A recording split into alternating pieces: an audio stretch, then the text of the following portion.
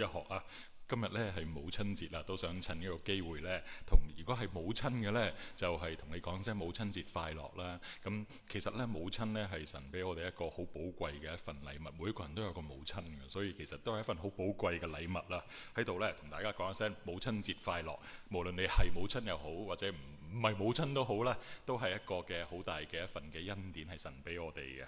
嗱，我哋今日咧進入呢個嘅主日學課程嘅第二堂啦，所讀嘅經文呢，其實唔係好多喎，係第一章第一至到第十一節，第一章第一至到第十一節。咁上個星期呢，真係好抱歉啊，我遲到啊，搞到呢就趕咗少少，趕得好快。咁希望呢大家見諒啊。但係唔緊要嘅，其實 miss 咗嗰啲嘢呢，唔單止你可以睇翻，但係同埋跟住我哋嘅課堂呢，都會間唔中就會提下，間唔中又提下，咁就大家會有翻多啲嘅理解啊咁樣。咁喺上一堂呢，其實呢。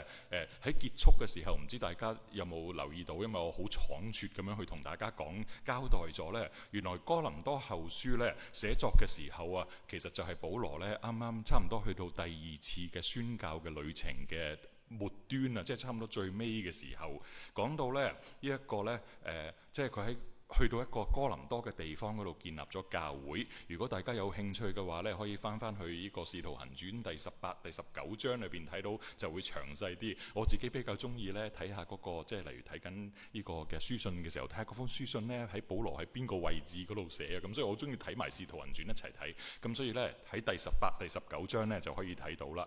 而喺佢呢個保羅嘅宣教嘅旅程嘅末端，即係差唔多最尾嘅時候呢，保羅呢就離開咗雅典啦。雅典呢個地方就係一個紅色、淺色啲紅色箭嘴嗰個地方啦，咁即係喺右手邊嗰個箭嘴啦。咁跟住呢，佢就去咗哥林多呢個地方，就係深色紅色箭嘴嗰一點嘅地方。咁呢，我哋上次呢亦都講到呢，呢一個哥林多位於一個好特別嘅地理位置，就係呢，係一個啱啱一個樽頸位咁嘅地方，喺一個海峽嘅地方嗰度啊。因為佢有呢個咁嘅地理優勢呢，所以呢，使到佢係當時嘅商業啊、文化、政治嘅一個嘅中心，當中又充滿咗機遇，有好多唔同嘅移民去到嗰個地方嗰度，去係一個好多元文化、好多思想融埋一齊嘅一個嘅大城市。而喺保羅呢，亦都喺嗰度呢，留咗大約1年6個月，即係18個月之後呢，就喺嗰度呢遇到一個，即係佢當中呢遇咗有2個嘅猶太人啦。可能大家都記得，一個叫亞居拉，有一個叫做百基拉啊。去投靠佢哋，幾個人呢，即係佢哋3個呢，其實住埋一齊。佢哋呢就係靠呢個製造帳棚去維生啊。咁佢哋平日咧就去製造帳棚，織嗰啲帳棚咧咁樣，或者修補啲帳棚咁樣。咁但係咧喺安息日嘅日子咧，保羅咧就會去到會堂裏邊咧，佢就同嗰啲猶太人同埋希臘人咧去宣講神嘅道，去教導佢哋。同一時間咧喺嗰個時候咧就建立咗呢個哥林多教會啊。唔好意思，撳錯掣添。都唔緊要嗱。如果咧我哋繼續睇《使徒行傳》咧，我哋會知道咧，其實咧保羅咧並唔係停留咗喺呢個哥林多嘅地方，佢之後咧仲去咗以弗所啊、耶路撒冷啊等等嘅地方。咁我哋有機會都會睇到嘅。咁但係咧呢一張嘅圖咧，我都想上一次俾大家睇過啦，我都想略略咁講一講俾大家聽。雖然咧我頭先講咧保羅嘅經歷咧喺哥林多度好似好輕描淡寫、好快咁樣講啊，但係其實原來保羅咧同哥林多教會咧其實有一個好複雜嘅關係嘅。保羅咧一共探訪咗呢個嘅教會咧3次咁多，而有啲嘅時候咧佢自己親身唔可以去啊，咁佢就派咗佢嘅同工咧去到哥林多教會入邊。可能你會知道有提摩太啊，有其他嘅人啊，去過呢個咁嘅代表保羅去過呢個哥林多嘅教會裏邊啊。而相反啊，當保羅喺一個嘅以弗所教會嘅時候咧，哥林多教會亦都有派人去揾保羅嘅。而喺一段嘅時間裏邊呢，保羅呢係至少寫咗4封嘅書信。嗱，即係呢4封嘅書信呢，就係估計嘅至少，因為點解呢？就係因為原來我哋唔係全部書信都揾得翻啊，淨係揾到哥林多前書同埋後書，所以呢估計應該至少有4封嘅。而喺投影片上邊呢，大家可以大約睇到呢啲事發生嘅時序啊。嗱，之前我講過呢，《使徒行傳》裏邊記載，我哋知道啊，保羅呢第一次呢去到哥林多嘅地方呢，就建立咗教會啦咁樣。咁喺嗰度之後呢，保羅呢就喺即係因為係佢建立㗎嘛個教會，咁所以喺佢心目中呢，即係哥林多教會其實好似佢嘅親生仔咁嘅。不過呢，呢個親生仔好多問題啊！我諗大家都聽過有一本書呢，叫做即係問題多多哥林多啊，即係好多問題。唔單止係咁樣，有好多嘅問題要處理，仲有佢哋都當中咧有啲罪嘅問題啊。咁所以咧呢一個嘅親生仔咧，好似好多嘅問題，令到保羅咧好多時候都好掛心喺嗰段時間裏邊。保羅咧前後頭先講咗啦，係寫咗有至少4卷嘅書信去俾一個嘅哥林多教會。第一封咧已經係即係唔見咗啦，已經失傳咗，揾唔翻啦。但係點解我哋知道有呢一封嘅書信呢？就係因為喺哥林多前書第5章第9至到11節裏邊提到有一封嘅書信，而保羅咧寫完呢封書信之後咧，哥林多教會亦都係有回應嘅。因為點解呢？因為喺第2封書信，即係哥林多前書裏邊呢，有啲嘅經文係咁樣講，佢話論到乜乜，論到乜乜，即係可能就係話保羅寫咗第一封書信唔見咗嗰封書信呢，跟住哥林多人呢係有啲嘅問題去問保羅啊，回信話俾佢知佢有啲嘅問題，咁跟住呢，保羅呢就喺第2封書信，即係我哋熟悉嘅哥林多前書裏邊呢去回答呢啲嘅問題，而一封信呢係透過呢個提摩太送到去哥林多教會，跟住呢，保羅呢就去到第2次去探訪哥林多嘅教會。咁喺林後第2章第1節啊，保羅形容呢一次嘅探訪咧係帶住悲傷，我哋下一次會讀到係帶住悲傷嘅一次嘅探訪嘅。跟住咧，保羅寫咗第3封嘅書信咧，俾哥林多教會。呢一封嘅書信已經係揾唔翻啦。而保羅咧喺呢一封信裏邊咧係話，即係咧係咧根據哥林多後書所講咧，呢一封書信咧係即係使你們憂愁嘅一封嘅書信啊。而呢封信咧係交俾提多去交俾教會啊。而提多咧亦都翻到嚟咧去報告翻俾保羅聽哥林多教會裏邊一啲嘅狀況，係似乎係好消息喎，因為好多人開始去悔改啊。喺哥林多教會聽到保羅嘅，即係睇到保羅嘅書信之後，有啲人去悔改啊。而跟住保羅咧就寫咗第4封嘅哥林多後書啦。我哋熟悉嘅第4封書信就係哥林多後書，就係我哋睇緊嘅信件啦。咁樣咧，一方面就係去回應呢一個嘅提多嘅報告啦，但係有其他嘅原因呢，我哋會繼續去睇落去嘅。而最後啊，我哋跟住睇哥林多後書後半節呢，我哋就會睇到提多呢同埋一位嘅弟兄呢，就會預備嗰班哥林多嘅人呢，去帶住一啲嘅捐獻啊，去帶去俾呢個耶路撒冷嘅一啲嘅窮人咁樣。而保羅呢，亦都喺第12章裏邊呢，哥林多後書第12章裏邊講到啊，佢會第3次咁樣去探訪哥林多嘅教會，去和解翻一啲未處理好嘅一啲嘅衝突啊。嗱，我同大家講咗咁多咁嘅嘢呢，好似即係好混亂，但係唔緊要嘅，大家只要記住張咁嘅 slide 呢，咁下一次呢，當你睇嘅時候，你約略知道發生緊咩事。因為喺哥林多前書同埋後書呢，保羅成日都喺度提到一啲咁嘅事件啊。如果我哋唔記得咗喺邊度呢，覺得好混亂，究竟你講緊前書裏邊講到嗰封信係邊封信啊？你幾時嚟探個訪啊？咁所以呢，有個框架俾大家呢，約略知道發生咩事咁就得㗎啦。嗱。好快呢，我哋可以真係進入今日嘅經文，或者呢卷嘅書卷嘅第一章第1節。經文裏邊呢，保羅係咁樣開始嘅。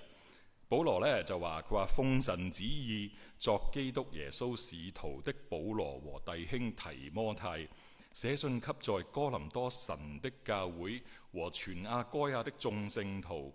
願恩惠平安從我們的父神和主耶穌基督歸給你們。嗱，我讀緊嘅係和合本修訂本，如果你睇第二啲嘅版本係唔緊要啊。不過唔知大家知唔知道呢？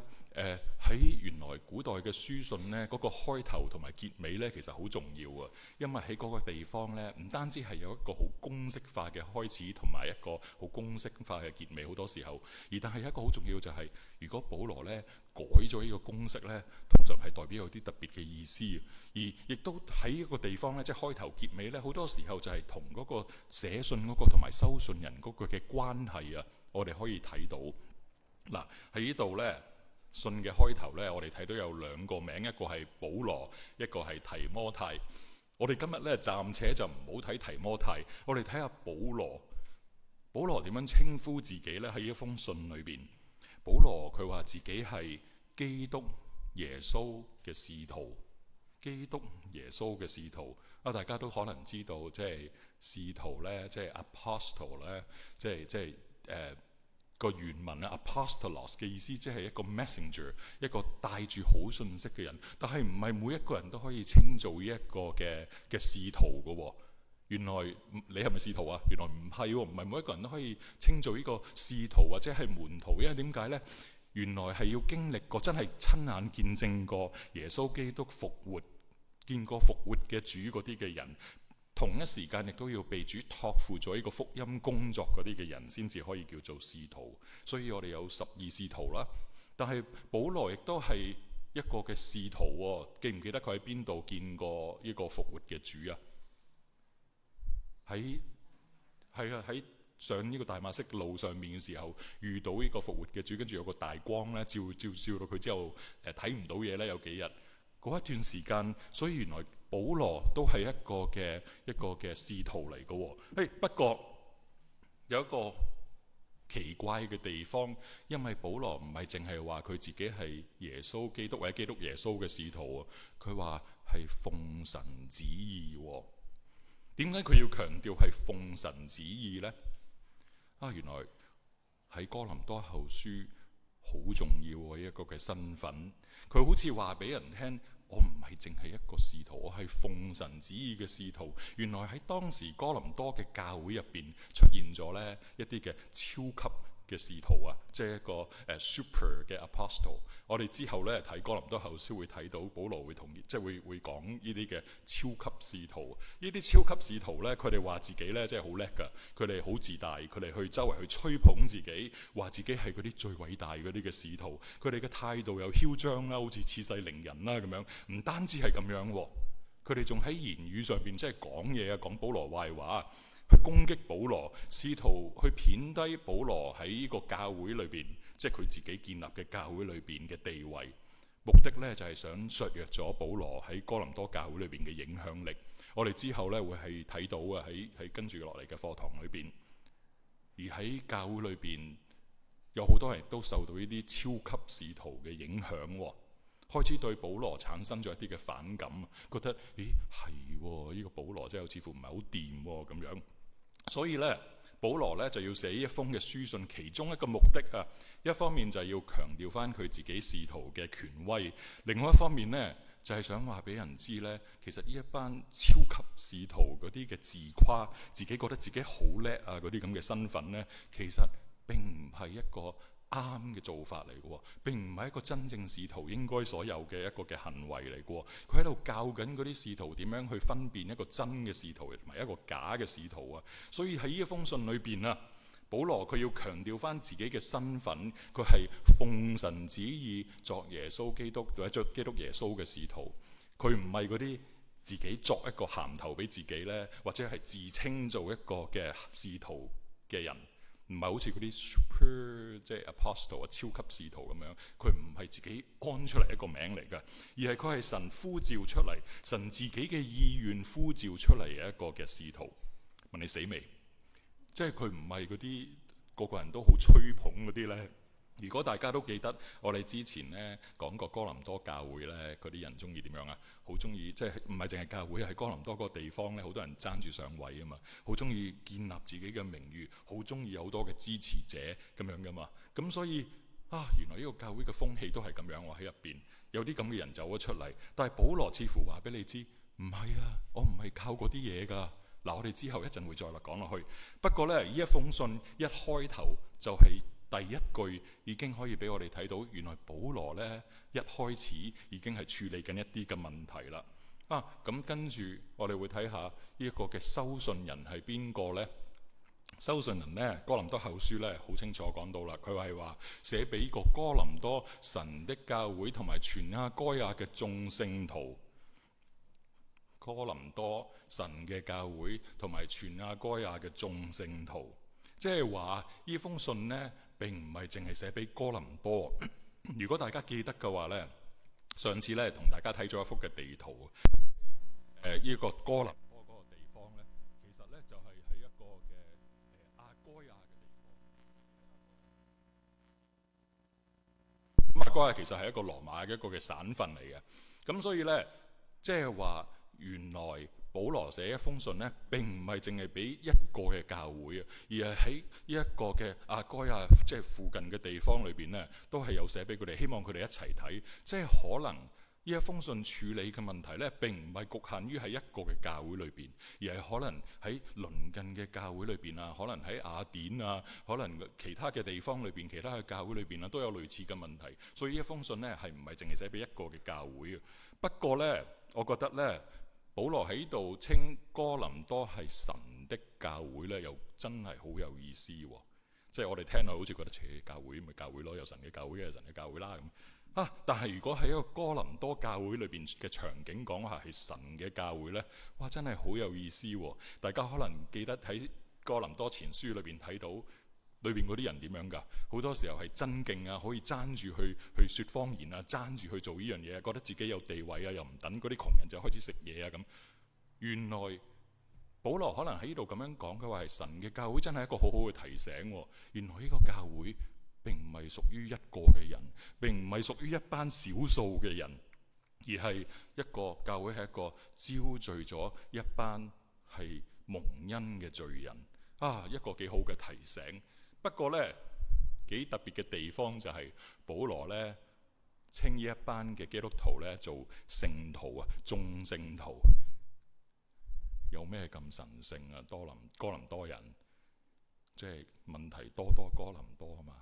有咩咁神聖啊？原來呢一班人之所以被稱為聖徒，係因為佢哋嘅罪已經係被耶穌嘅寶血分別為聖啊。所以呢，呢一句就咁睇落去啊，佢嘅開頭啊已經好有意思啦。嗱，咁跟住呢，喺第3節開始呢，我想讀俾大家聽。讀俾大家聽，我想第3至到第7節我想讀俾大家聽。當大家聽嘅時候呢，試下可以睇下有乜嘢嘅主題啊。嗱，第3節，保羅咁樣講，佢話：願頌讚歸於神，我們主耶穌基督的父，他是發慈悲的父，賜各樣安慰的神。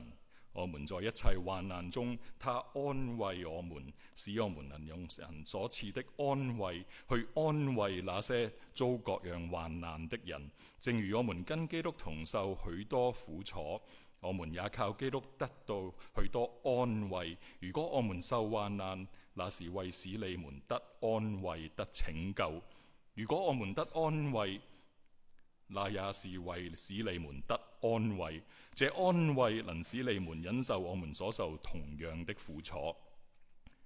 我們為你們所存的盼望是確定的，因為知道你們分擔了我們的痛苦，也要分享我們的安慰。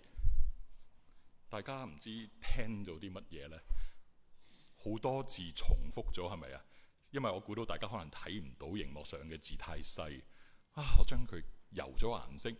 有一個字不斷係咁重複，就係綠色 highlight 嘅字，就係安慰啊！唔單止係咁樣，仲有苦楚啊、患難啊。似乎呢，第3至到第7節呢，係關於苦難、關於患難、關於安慰。就咁安慰呢個字呢，喺短短幾節裏邊呢，出現咗10次咁多。似乎呢，已經話俾我哋知呢一段經文係講乜嘢。不過呢，我哋再嘗試呢去詳細少少睇下，究竟呢一段經文裏邊講緊乜嘢。經文呢，第4節咁樣講啊，保羅話佢話：我們在一切患難中，他安慰我們，使我們能用神所賜的安慰去安慰那些遭各樣患難嘅人。可能呢，大家好快就諗下，喂，呢個我們係咪即係我們啊？即係我同你啊咁樣。我們哇，究竟我們在一切患難中係指緊邊個我們呢？咁其實呢，學者呢有好多唔同嘅討論，不過有一個比較係大家公認少少呢，就係話我們可能其實唔係指你同我，係指緊保羅同埋其他嘅使徒。即係應該點樣睇呢？即係應該咁樣講啊！即係保羅呢，其實呢係嗱，我哋要留意喎，保羅其實係冇好具體咁樣話俾我哋聽呢嗰個嘅即係究竟佢受咗啲咩患難啊？咁但係呢，我哋喺其他嘅書卷裏邊呢，或者喺《使徒行傳》裏邊呢，我哋呢可能係睇到呢啲嘅苦難，佢哋所受嘅苦難，可能係一啲嘅監禁啊，可能對佢一啲身體上嘅攻擊啊、傷害啊，又或者係一啲唔公平嘅指控啊，甚至係俾石頭打啊咁樣。不過呢，保羅呢，儘管啊經歷咗呢啲嘅苦難，佢仍然可以繼續咁樣去侍奉神。呢一個事實呢，就證實咗，可能係一個 proof 啊，證實咗原來係神安慰佢一個嘅最好嘅證據。喺一個咁危難、咁多患難嘅場景之下，佢仲可以去侍奉。可能呢一個就係俾我哋睇到一個神賜俾佢安慰嘅一個嘅憑證。嗱，頭先我講過，我們呢應該係解緊嗰一班嘅使徒，包括保羅自己。所以咧，呢一句應該點樣譯呢？如果你叫我講出嚟呢，可能咁樣講會清楚啲啊。我哋即係包括保羅講佢自己啦。我哋呢一班嘅使徒啊，喺一切嘅患難裏邊，我哋唔知咩患難啦。喺一切嘅患難裏邊，佢安慰咗我哋呢一班使徒啊。所以咧，使到我哋呢啲使徒咧，可以用神所賜嘅安慰去安慰嗰啲遭到各樣患難嘅人。講緊嘅唔係你同我，可能係講緊係使徒。我哋一班嘅使徒喺一切嘅患難裏邊啊，神安慰咗我哋一班嘅使徒，使到我哋可以用神所賜嘅安慰去安慰嗰啲遭受患難嘅人。保羅咧亦都冇好清楚咁樣講到。究竟神點樣去安慰佢或者佢哋？可能神曾經係喺佢哋宣教嘅過程裏邊，喺一啲危難裏邊去拯救佢哋脫險，幫助佢哋逃避咗一啲嘅逼迫。不過又或者神可能係透過當時使徒遇到嘅使徒遇到嗰啲人啊，或者係環境啊咁樣，有唔同嘅人去俾佢哋有帶嚟安慰。我哋唔知道。不過喺保羅講嘅説話。我哋可能對於一個苦難啊，有一個更加深入嘅理解。保羅話佢話即係我哋咧係有即係受到呢啲咁嘅患難啊嘛。似乎呢一啲嘅苦難係一個人類普遍嘅經歷嚟嘅，係一個 common 嘅一個 universal 嘅 experience 啊。即係咩啊？即係話即使保羅佢都要經歷患難，即使你同我基督徒都要經歷患難，冇人可以逃避得過一個嘅苦難。不過唔單止係咁樣，呢一段嘅説話，一段嘅經文啊，保羅好似話俾我哋聽呢，原來苦難中真正得到俾我哋帶到安慰嘅係上帝，而苦難亦都可能係一個正面嘅意義。個正面嘅意義係咩呢？保羅咁樣講，佢話我們在一切患難中，他即係神安慰我們，使我們能用神所賜嘅安慰去安慰嗰啲遭遇到各樣患難嘅人。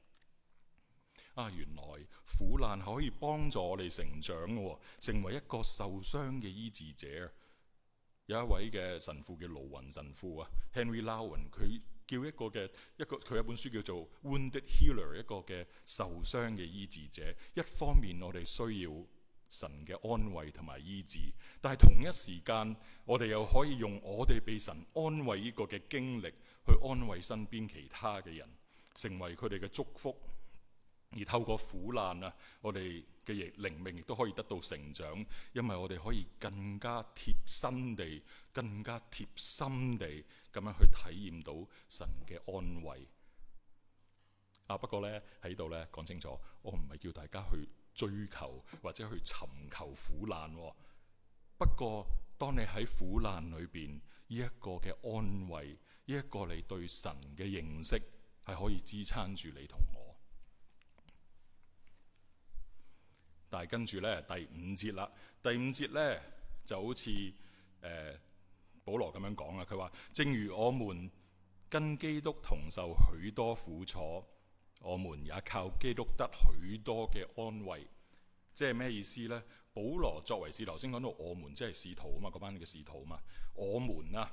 即係正如我們跟基督同受許多嘅苦楚，保羅作為使徒呢，佢哋同樣受到基督喺世上面所受嘅苦難，因為佢哋覺得佢哋自己使徒嘅工作就好似繼續延續耶穌基督喺地上嘅工作嘛，去宣講福音啊嘛。咁所以呢，佢覺得呢，佢哋都同樣受住基督在世上面所受嘅苦難啊，所以佢哋靠住基督啊，亦都可以得到基督豐富嘅恩惠，佢豐富嘅安慰。而跟住呢，喺第四節啦，頭先我哋睇到啊，苦難呢可能有正面嘅意義，講到呢可能係我哋得到神嘅安慰，我哋就可以個安慰咧，用嗰個安慰咧去安慰側邊周遭有患難嘅人。呢個係第四節。跟住第六節裏邊啊，咁樣講喎，保羅話：如果我們受患難，那是為使你們得安慰、得拯救；如果我們得安慰，那也是為使你們得安慰。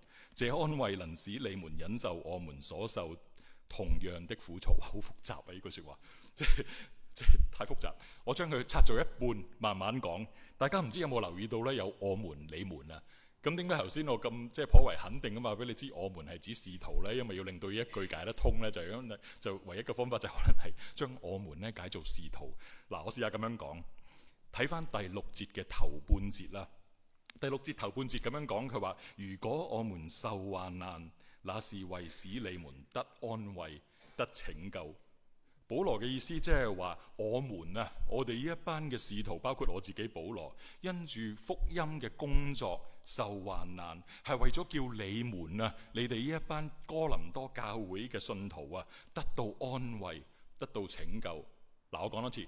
我保羅一班嘅使徒啊，我哋遭受到咁樣為福音嘅工作，遭受到咁多嘅患難，為咗係令到你哋哥林多教會嘅使徒嘅信徒啊，係得安慰、得拯救。即係話保羅佢自己啊，要完成使徒嘅使命，將福音傳到去哥林多，建立教會，使到信徒可以經歷到神嘅拯救同埋赦罪嘅平安。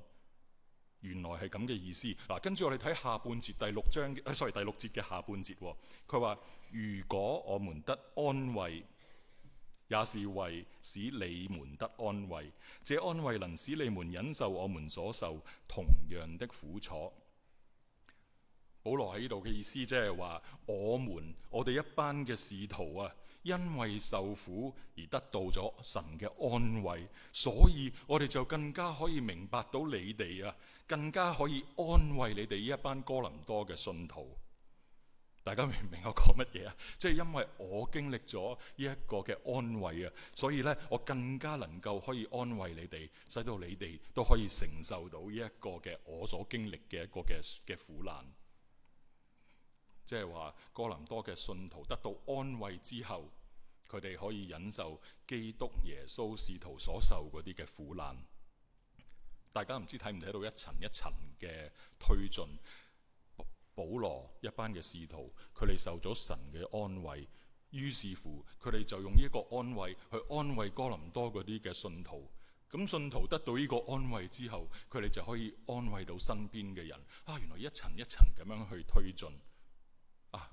咪住先，大家唔知有冇留意到點解喺一封信裏邊突然間會講苦難？點解會講安慰？一開頭講呢一堆嘢，究竟發生啲咩事呢？大家唔知記唔記得我頭先講過呢？喺哥林多裏邊有超級使徒啊！嗰啲人呢，覺得自己好叻噶嘛，覺得自己即係好吹捧自己啊嘛，自稱係嗰啲最偉大嗰啲嘅使徒啊嘛。呢班人呢，佢哋喺度笑緊、嘲笑緊保羅。佢話：你睇下呢個保羅幾渣，即係成日又經歷患難啊，即係經歷患難，即係軟弱啊，即係好軟弱咧，幾渣又幾弱雞啊！保羅，佢哋喺度嘲笑緊保羅，喺度貶低緊保羅。啊！我哋上一次睇過哥林多教會或者哥林多人就係咁嘅樣啦，佢哋要吹捧自己，講到自己好叻噶嘛。喺呢班嘅超級使徒咁樣喺度批評之下，保羅喺度咁樣講，佢話苦難原來係一個universal 嘅 human experience， 係一個每一個人都會經歷嘅一樣嘢。就算係耶穌，佢喺地上邊都要經歷到最嚴重嘅痛苦。而佢保羅作為耶穌基督嘅跟隨者，我哋作為基督徒跟隨耶穌嘅，我哋又點樣可以逃避呢？連耶穌自己都要經歷嗰啲嘅苦楚嘅時候，我哋又點可以逃避一啲嘅苦楚呢？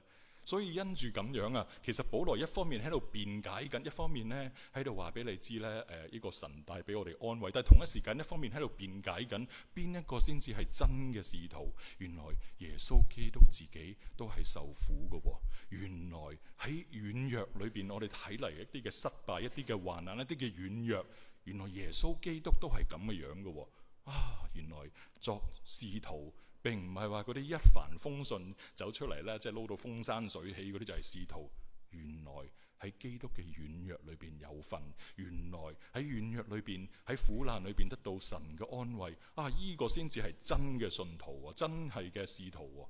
如果係咁樣嘅話呢，所以保羅喺度呢，唔單止係辯解緊自己嘅即係講緊苦難呢樣嘢，安慰呢樣嘢，同一時間亦都喺度辯解緊自己嘅身份。原來比起嗰一班超級使徒呢，邊個先至係真係更像耶穌呢？咁樣好啦，跟住呢。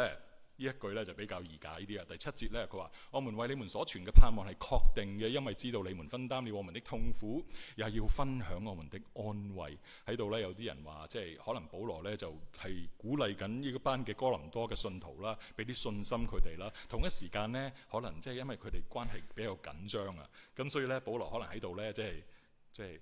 話俾佢哋聽，即係我哋其實係一班即係同一夥嚟嘅咁樣，即係所以咧你哋分擔咗我哋嘅痛苦啊，又分享咗我哋嘅安慰啊，我哋其實係一夥嚟嘅，我哋係老友記嚟嘅咁樣。咁我哋咧就唔詳細去解啦。跟住咧我哋睇落去咧第8節啊，佢話：弟兄們，我們不要你們不知道，我們從前在亞細亞遭遇苦難，因受到無法忍受的壓力，甚至連活命的指望都沒有了，自己心裏也斷定是必死無疑。這是要使我們不倚靠自己，只靠使死人復活的神。他曾救我們脫離那極大的死亡，他要繼續救我們，而且我們指望他將來還要救我們。喺呢度呢，保羅呢又冇好清楚咁樣話俾我哋聽，究竟喺亞細亞發生咗啲咩事呢？遭受咗啲咩嘅苦難呢？咁但係呢，一般嘅解經家都覺得佢可能講緊呢，就係喺以弗所裏邊呢發生咗一啲嘅動亂啊。當時如果大家睇呢個《使徒行傳》第19章呢，會睇到當時呢有一個動亂，有啲人呢去想即係去誣告保羅，跟住呢有啲人去打佢啊咁樣樣，可能係講緊嗰件事，但係我哋唔肯定。不過無論點都好呢，我哋知道嗰一件嘅患難嗰件事呢，情況係好差到一個咩地步啊？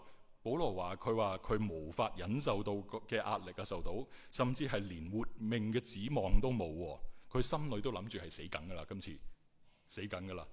但係喺一件事裏邊呢，保羅意識到一樣嘢，就係佢唔應該依靠自己，而係要靠使死人復活嘅神。喺第10節裏邊講啊，佢話呢個神呢曾救我們脫離那極大的死亡，他要繼續救我們，而且我們指望他將來還要救我們。我哋可以睇到保羅一路所講嘅安慰啊，原來係源自於佢對於一個使死人復活嘅神嘅信心。弟兄姊妹，唔知你知唔知都好啦，你哋唔知啊。無論你係基督徒又好，你唔係基督徒又好，喺生活上我哋都會遇到好多嘅問題，可能係疾病、死亡，甚至係失業，或者係其他嘅種種嘅苦難。不過唔同嘅地方就係，如果我哋基督徒喺苦難中，我哋係有盼望，我哋知道我哋嘅神已經勝過死亡同埋復活，我哋知道呢一個神係眷顧我哋，會同我哋同在嘅一位嘅神，而一個嘅認知啊，其實就係帶嚟俾我哋一個好極大嘅安慰。喺度咧，好快咁介紹一本書俾大家，呢本書咧好舊嘅，咁咧係好多個世紀之前寫嘅。咁咧呢本書咧係 Richard Baxter 所寫嘅一本 The Saints' Everlasting Rest， 可能有人已經睇過啦，因為佢經譯咗係中文版，又叫做《聖徒永恆的安息》啊。咁喺網上面睇係唔使錢，可以 download 咗落嚟嘅咁樣。咁 Richard Baxter 咧，佢咧其實係一個英國嘅著名嘅清教徒嘅一位嘅牧者，同一時間咧又係一位神學家，亦都係一位多產嘅一個作家嚟嘅。不過好多人唔知道咧，原來佢身體非常之差嘅，佢係一個長期受到一個慢性疾病嘅影響，嚴重到一個地步咧，就係話佢即係據聞佢20歲之後咧，係冇一日咧係唔會受到一啲痛症嘅影響啊咁樣。咁咧，佢喺病情危急嘅時候咧，好多時候咧，佢係要瞓喺床上邊，走唔到落床啊，喺床上邊去講道啊咁樣。咁甚至咧，有時間唔中又會嘔下血啊咁樣啊。頭先有位姊妹講佢俾人激到嘔血，咁但係佢就每一日都係嘔血。咁所以呢，喺一個咁樣嘅情況之下，喺佢病情咁嚴重之下，喺佢覺得自己將會離開人世嘅時候呢，咁樣病重嘅情況之下，面對死亡威脅嘅時候，佢寫咗呢一個聖徒永恆的安息。佢透過默想啊，睇到天堂嘅景象，當中冇痛苦冇罪惡，喺神裏邊佢睇到平安同埋滿足，一個真正嘅安息。啊！呢一個盼望啊，係因為佢睇到呢個嘅景象，係幫佢喺每一日裏邊嘅生活。縱然佢遇到嘅每一日係一個極大嘅痛苦，但係支撐住佢嘅就係一個永恆嘅盼望。弟兄姊妹，保羅勸告我哋，佢話我哋喺苦難裏邊，我哋應該依靠嘅並唔係自己，而係使死人復活嘅神。佢曾救我哋脫離那極大嘅死亡，他要繼續救我們。而且我們指望他將來還要救我們，呢一個就係佢嘅盼望。跟住呢，喺第11節啦，佢話你們也要一同用祈禱來幫助我們，好使許多人為我們感恩，因着他們許多的禱告，我們獲得了呢個恩賜。保羅呢喺度好似就係邀請緊呢一班嘅哥林多教會嘅人去同佢一齊同工，使佢哋喺佢嘅侍奉上面有份咁嘅樣啊！嗱，喺呢度呢，我諗可能即係同大家做一個好短嘅總結呢，可能會有少少幫助。唔知大家有冇留意到呢？保羅嘅書信呢，今日呢一開始即係講咗一開頭嗰啲嘅第一、第二節嗰啲嘅前言之後呢，一開始嘅時候啊，保羅呢係由讚頌神、頌讚神開始嘅。第3節咁樣講，佢話願頌讚歸於神，我們主耶穌基督的父，他是發慈悲的父，賜各樣安慰的神。我們在一切患難中，他安慰我們，使我們能用神所賜的安慰去安慰那些遭各樣患難的人。保羅呢一段嘅祈禱嘅重心唔係自己嘅痛苦，唔係自己嘅患難身上，而係嗰個發慈悲嘅父身上。點解我哋要讚頌啊？點解我哋要頌讚呢一個嘅神啊？因為佢係發慈悲嘅父，賜各樣安慰嘅神。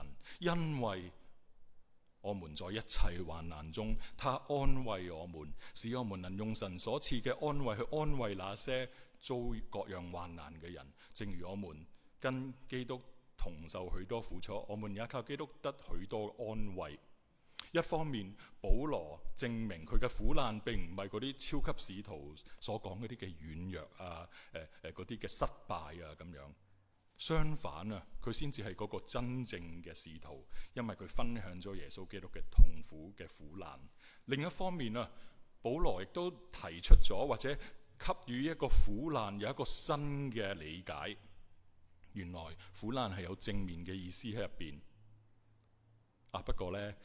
想提一提，呢度唔係叫大家咧去即係走去嗰啲受苦難啊，可能病緊啊，可能就嚟即係辛苦，即係經歷緊一啲傷痛嘅時候，嗰啲人講話，喂，你啊，其實咧即係苦難咧係有正面嘅意義嘅，其實咧神喺你身上面咧有旨意嘅，即係有你即係你明唔明喺嗰個時候你講啲咁嘅嘢咧，其實係唔係真係幫到人㗎？即係呢一個唔係上帝帶嚟嘅安慰。喺度咧，想好快咧，仲有幾分鐘，想同大家講一個嘅經歷。大家咧可能知道咧，即係其實我係即係讀藥劑嘅。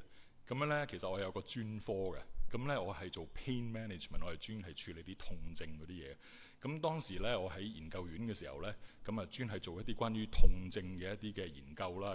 咁睇咗一本書喎。呢本書咧就叫做睇下作者咧，大家可能唔知，因為係好耐世紀以前嘅人啦。佢咧一個叫 Ronald Melzek， 一個叫 Patrick Wall。咁其中有一位咧係加拿大嘅一個嘅科學家嚟嘅。咁佢哋呢兩個人咧就發現咗或者講咗一個痛症嘅一啲嘅理論啊，係影響到整個嘅科學界，到今日都仲係影響嘅。咁所以諗下，哇咁出名，一定要睇下嗰本書先。咁但係咧一睇呢本書咧，The Challenge of Pain 啊，叫做喺開頭嘅時候咧，有一個嘅即係一句嘅叫嘅 quote， 就係有一個嘅寫咗一個人講嘅説話，叫史懷哲嘅人講嘅説話。佢話咧呢一個咧，即係佢寫俾一個世界上每一個人嘅。佢話其實我哋每一個人都要死啊。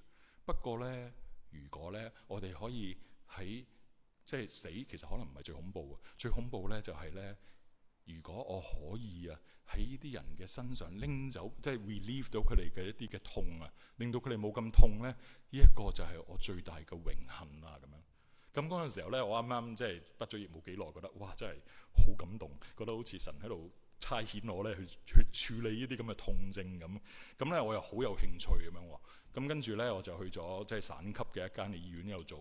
咁後來咧我咧就做咗一個專科到一個地步咧，就係即係呢個省級好大嘅醫院入邊咧，當嗰啲人有啲咩痛症嘅時候咧，咁好多時候醫生就會問我要用啲咩藥啊，點樣處理啊咁我就覺得自己好專家好叻喎，咁即係不可一世冇得咁樣啦。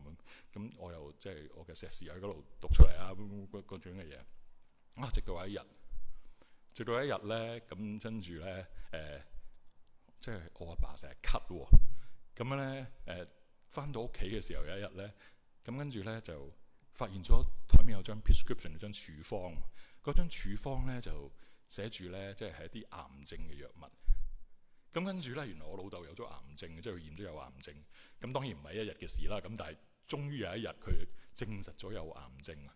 咁嗰陣時候咧，即係有癌症嘅藥啦。同一時間咧有一張，哇！我嘅專科有一張止痛藥喎，係好強嘅止痛藥喎。咁諗下，哇！咁強嘅止痛藥，梗係好驚佢好痛啦，係咪？咁咧即係我就梗係要帶住神嘅安慰去安慰屋企人啦。咁話，喂，你唔使驚，即係你知唔知道咧？我係專家嚟㗎，即係咧我冇一隻嘅痛咧，我係醫唔好㗎。我一定會諗到啲藥咧，可以令到你冇痛㗎。講完之後咧，靜晒。完全靜晒，咁我就喺度諗緊啊！嗰一剎那我就發覺啊，原來呢一個嘅安慰唔係咁嘅樣嚟嘅。原來佢仲喺度消化緊嗰個 diagnosis， 仲喺度諗緊癌症對佢有咩意思。但係嗰陣時候我未經歷過，你明唔明啊？即係嗰陣時候我啱啱畢業咧，即係覺得自己不可一世好叻嘅時候咧，我都原來未經歷過咩叫做痛，我都未經歷過咩叫做臨終啊，要面對疾病啊咁嘅樣。我喺度諗緊，可能呢個亦都係一個經文裏邊所講一個苦難嘅一個嘅正面意思，唔係話我哋要去追求苦難，因為可能追求咗呢，唔係個個人都可以 handle 得到啊。不過可能喺苦難裏邊可以令到我哋更加去感受到一啲嘅痛、一啲嘅傷痛、一啲嘅感覺呢，我哋係可能我哋唔會經歷到。我可能睇咗好多嘅書，我可能做咗好多嘅研究，係發覺自己即係點樣咧，喺學術界點樣。不過遇到一個真實嘅人，仲係我老豆嗰個，佢死咗啦，所以佢聽唔到，唔使驚。咁但係咧，竟然一啲都幫唔到佢。當我覺得可以帶咗，哇！你專家嚟㗎，你知唔知啊？想唔使驚，可以醫到你嘅痛，但係原來佢哋唔係驚痛，原來佢哋仲未知道要驚啲乜嘢。嗰個時候就喺度諗緊，呢一段經文真係有意思，原來係咁嘅樣喎。點樣去帶嚟 comfort？點樣去帶嚟安慰？可能呢一個就係我哋明白咗，可能呢健康嘅時候容易講呢啲嘅説話，但係呢喺苦痛嘅時候，人哋即係受緊傷痛嘅時候，你真係同佢講，你話喂，有啲即係正面嘅意義啊咁樣，其實都係有啲困難啊。所以咧，呢個都係我哋要留意，亦都真係可能喺我哋嘅即係生活裏邊啊，遇到呢啲咁嘅需要我哋安慰嘅人嘅時候，我哋都要求神俾我哋智慧。可能最重要嘅就係我哋自己都要去俾神醫治。可能有一啲嘅傷痛咧，我哋自己都未識得去處理。所以咧，經文裏邊頭先講到一層一層咁樣啊，可能我哋自己要經歷咗神俾我哋嘅安慰啊。我唔知道咧。有啲人其實係好怕死啊，即係好怕見到傾死亡呢樣嘢。我真係唔知道，不過將來有機會同大家講。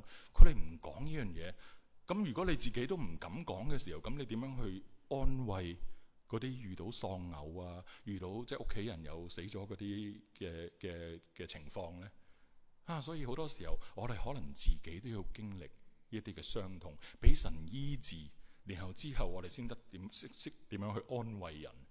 所以即係我會話咧，今日我睇完呢個經文，我諗下好特別。保羅最尾唔係，其實係一開始，保羅一開始嘅經文竟然係用頌讚講一大堆。一方面佢就喺度去即係辯護自己使徒嘅身份，但係另外一方面就係點解喺一個困苦裏邊佢仲可以頌讚，仲可以睇到神係嗰一位厚賜百物，嗰一位嘅賜各樣安慰嘅人嘅神呢？我諗可能喺痛苦裏邊，我哋點樣可以學習將個焦點唔係 focus 喺自己身上，唔係每一日去 complain 有幾痛，唔係話唔 valid 啊，其實係 OK 嘅。但係個問題就係，如果我哋唔記得咗神喺後邊嘅時候，我諗我哋失去咗一個好大嘅動力。好啦，嗱，咁最後呢，我知道時間夠啦，咁樣呢，係有功課嘅，咁呢，唔知大家有冇做呢個功課啦？上次咁，但係呢，今次呢就要睇多少少喎，我哋將會睇第1章第12節到第2章第17節嘅。咁如果大家可以預先睇咗呢，就會好啲啦。咁亦都有少少嘅問題啦，大家可以有時間嘅話都可以睇下諗下咁樣啦。咁今日嘅主日學課程呢，就到呢一度啦，我哋同心祈禱好嘛？親愛天父，感謝你，我哋有主日學嘅時間，感謝你，你招聚我哋，你願意唔單止拯救我哋，但係你願意去教我哋。喺我哋唔識嘅時候，我哋對你認識不足嘅時候，你都願意對我哋講說話。神係感謝你，你喺過往去拯救我哋，但係將來亦都會去拯救我哋。神啊，當我哋有呢個盼望嘅時候，求你俾我哋去到我哋身邊，遇到有傷痛嘅人、傷痛嘅地方嘅時候，我哋識得點樣用你賜俾我哋嘅安慰去安慰我哋身邊嘅人。神啊，求你俾我哋有更加一個敏銳嘅眼光，睇到呢個社會上嘅需要，睇到我哋身邊嘅人需要嘅關心。但係最重要嘅，神啊，我哋自己都係不足，我哋自己都係不配。求你，我哋將我哋自己去擺上，求你醫治我哋有唔完美嘅地方，求你去補足，求你幫助，使到我哋係一個流通嘅管子，將你嘅安慰帶俾我哋身邊嘅人。感謝你，禱告奉靠主耶穌基督得勝之名祈求，阿門。Thank you。